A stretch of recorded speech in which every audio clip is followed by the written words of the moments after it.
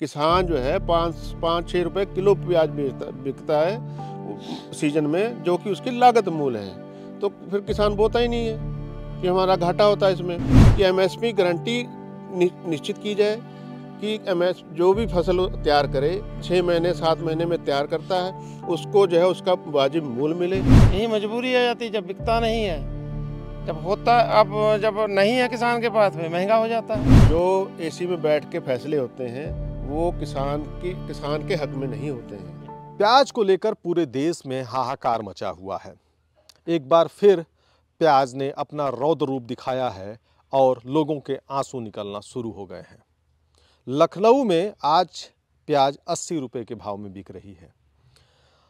प्याज के रेट को सुनकर हर आदमी परेशान है, लेकिन किसान उससे भी ज़्यादा मायूस है। किसानों का यही कहना है कि जब हम उगाते हैं तो हमारे रेट तो इतने कम होते हैं कि हमें तो नुकसान उठाकर बेचना पड़ता है, लेकिन आज 80 रुपये है, हमें तो 80 पैसे भी जब हम पैदा करते हैं तब मिलते हैं। तो ये स्थिति है कि सरकार जब तक किसानों को इस बात की गारंटी नहीं देती है कि उसका आलू प्याज या उसकी कोई भी फसल इस दाम से कम में नहीं बिकेगी, तब तक किसानों की हालत में सुधार नहीं हो सकता है। हमारे साथ में मोहनलालगंज के गनियार गांव के कुछ किसान हैं, प्रगतिशील किसान हैं जो काफ़ी अच्छी खेती करते हैं। इन किसानों का भी यही कहना है कि जब हम फसल कोई भी उगाते हैं तो उनकी हालत ये होती है कि उन्हें औने पौने दामों में बेचना पड़ता है। प्याज भी हमने लगाया था, ऐसी ही हालत हुई। तो आज हम जानते हैं कि क्यों प्याज के रेट बढ़ रहे हैं और क्या वजह है, वो प्याज लगाना चाहते हैं भी कि नहीं। तो सबसे पहले हम आपसे जानना चाहते हैं कि क्या स्थिति है, प्याज जिस रेट में बढ़ रहा है, अगर प्याज लगाना चाहेंगे या कभी प्याज लगाया तो आपकी स्थिति क्या थी? किसान का दुर्दशा ये है कि जब उसकी फसल तैयार होती है तो उसको भाव नहीं मिलता, और वो जब मार्केट में चला जाता है, जैसे बड़े बड़े व्यापारी हैं उनके हाथों में चल जाता, तुरंत उसका रेट आ जाता है। ये प्याज आलू की बात नहीं, सारी ही फसलों में ये हाल है। आज धान कटा है, धान का हमारा 1600-1700 में मांगा जा रहा, और जो एमएसपी की बात करते हैं वहाँ अपना उनकी इतनी लिमिट है 300 कुंटल एक कांटे की, तो वो उतना खरीद ही नहीं पाते हैं। वो किसान वहाँ पे परेशान होकर फिर प्राइवेट अपना आड़तियों को बेचने को मजबूर हो जाता है, औने पौने बेचता है। बेचने की उसकी मजबूरी है कि घर में बीमारी भी है, किसी को शादी करना है, किसी का मकान गिर रहा है उसको बनवाना है, वो रोक नहीं पाता कि हम जो है 4 महीने फसल अपनी घर पे रखें और उसको धीरे धीरे अपना बेचें। नहीं बेच पाता, नहीं रोक पाता है। तो यही व्यापारी जो है वो खरीद के उसको स्टोर करते हैं। जैसे प्याज हमने अभी दशहरे वाले दिन लाए थे, 25 रुपये में हमको मिला था किलो। उसके दूसरे तीसरे दिन रेट एकदम से हाई होता चला गया। क्या इतनी शॉर्टेज 4 ही दिन में आ गई? ये कहीं ना कहीं साजिश है। इसको जो है कॉर्पोरेट घराने स्टोर करते हैं और उसको धीरे धीरे बेचते हैं। नहीं, किसान को जैसे प्याज आज 80 रुपये हो गए तो किसान को कुछ प्रॉफिट होगा या नहीं? किसान को इसमें क्या प्रॉफिट है? आज किसान के पास फसल थोड़ी है। इसका सीजन जब आएगा तब ये रेट मिले किसान को, तब उसका प्रॉफिट होगा।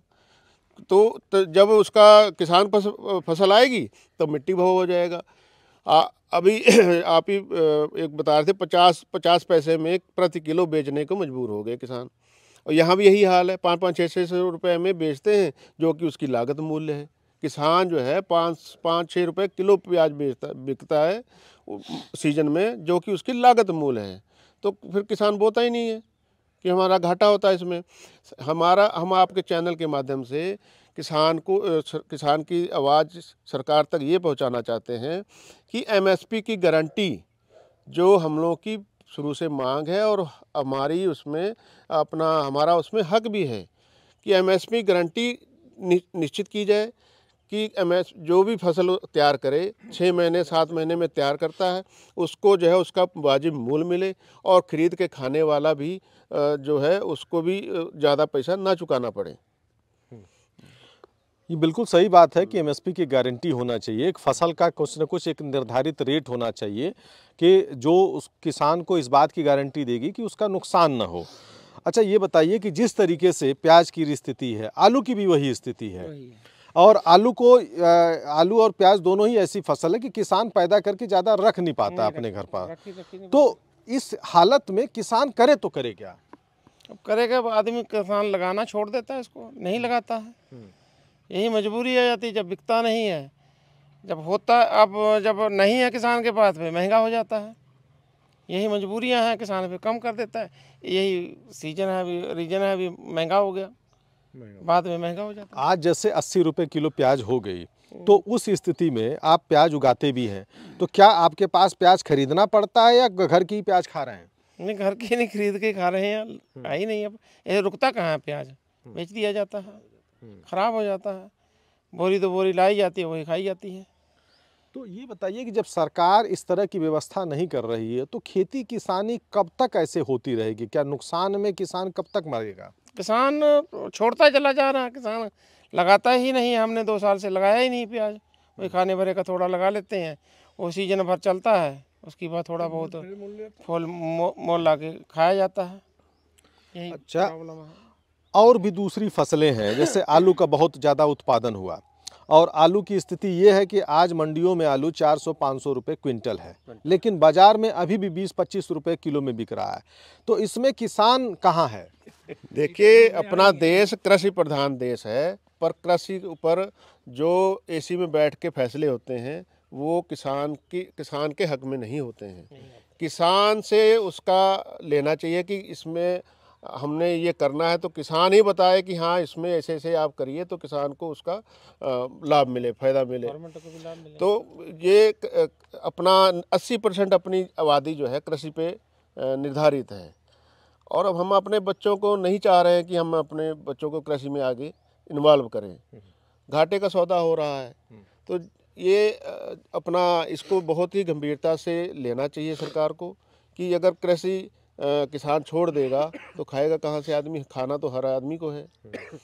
तो घाटे का सौदा करके भी अपना हम लोग तो जब निभा रहे हैं, कर रहे हैं, पर हम अपने बच्चों को नहीं चाहते कि इस खेती में हम इन्वॉल्व करें।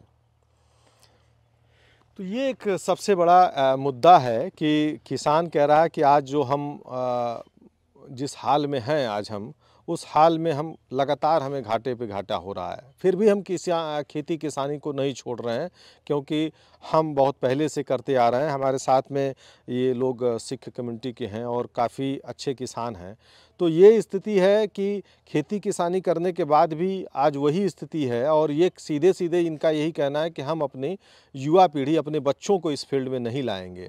अगर ये हाल है तो निश्चित रूप से आगे के लिए खेती किसानी में एक सबसे बड़ी समस्या यही होगी कि खेत तो होंगे लेकिन खेत पर खेती नहीं होगी। ऐसे में ना अनाज होगा और ऐसे में जनता का पेट कैसे भरेगा? तो ये सरकार को सोचना है, और सरकार जब तक इसका कोई ठोस उपाय नहीं ढूंढेगी तब तक इसका कोई सकारात्मक परिणाम भी नहीं निकलेगा, और किसान तब तक खुशहाल भी नहीं होगा। धर्मेंद्र सिंह, किसान तक, लखनऊ।